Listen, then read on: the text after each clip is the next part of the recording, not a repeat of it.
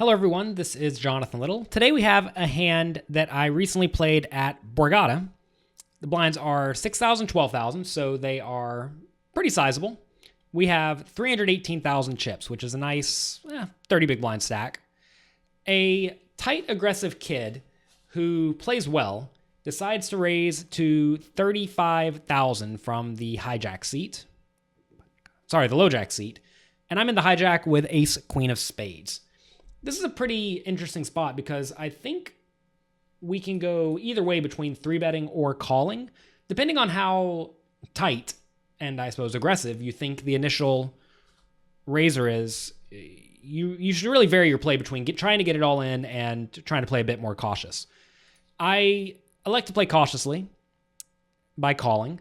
You typically want to be calling if you do not think you can get it all in, or if you think you will frequently have to get it all in and you're not doing great versus the tight aggressive guy's range, which I probably am not. A loose aggressive person also calls on the button. So flop comes 9-7-7. I have the backdoor flush draw, and the tight aggressive guy checks.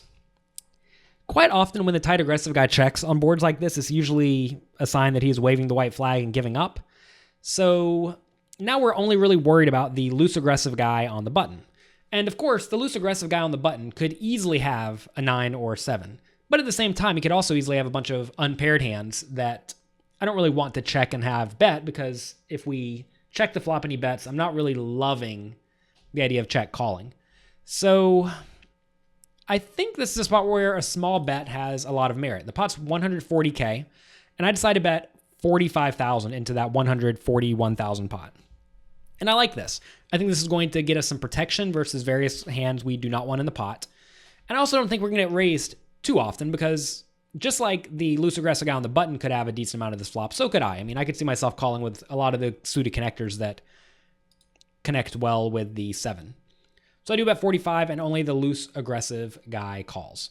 So when he does call, I think it's going to be a wide range, including pairs, draws, and maybe, I mean, I guess all draws, like Jack 10 is included. I don't think he's going to have too many ace highs. I imagine he's going to fold the ace highs, but I do think he could have all of the pairs, besides, the good ones that are going through that pre-flop.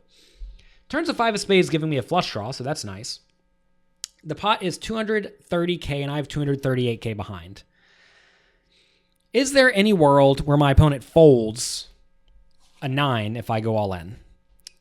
And I don't know. I would venture to say probably not, especially given that he has me covered. If he had a stack roughly equal to mine, I think I probably would have gone all in. I do think, though, that a lot of loose aggressive players are going to be somewhat inclined to call if I shove with any made hand, thinking that I could easily have one of the various draws or just be trying to run some insane bluff. I did turn some equity, and of course I don't want to check and have my opponent shove, because I think then, well, let's think about this. If I check and he shoves, he often either has a 9 that he's trying to get value from / protect, or he has a draw that he's trying to get me to fold with. So actually, if I check and he shoves, I think I need to call it off. So I think I like checking in this scenario versus this particular player, given he's loose aggressive. If he was tight aggressive, I would be more inclined to bet, because I think we couldn't have him make a big fold. But unfortunately, it goes check, check. Fortunately or unfortunately. Fortunately, so it appears, the river is an 8 of spades, giving me a flush. And I decided to go all in then. The program decided to go a little bit fast. I apologize for that. And my opponent had pocket eights and I lost. So the real question here becomes, should I jam the river for a pot-sized bet? Well, if my opponent has a straight with a hand like 8-6 or pocket sixes, or a hand like Jack 10, he's always going to call if I shove. So I like that. If he has a 7, like Ace-7, 10-7, well, 7-6 is a straight. If he has those 7s, he's always going to call if I shove, I think. If he happens to have a backdoor flush, which is kind of difficult to have, but maybe he does with random queen jack of, well, I guess he can't even have queen jack, maybe king jack of spades, then he's going to call. But he's also going to call every time he has a boat. So should he have a lot of boats? You think you would bet pocket 9s on the turn. You'd think you'd bet pocket 5s on the turn. So really the only boat I'm concerned with is pocket 8s, or maybe a hand like 9-7 that slow played kind of hard, pocket 9s that slow played kind of hard. I don't know.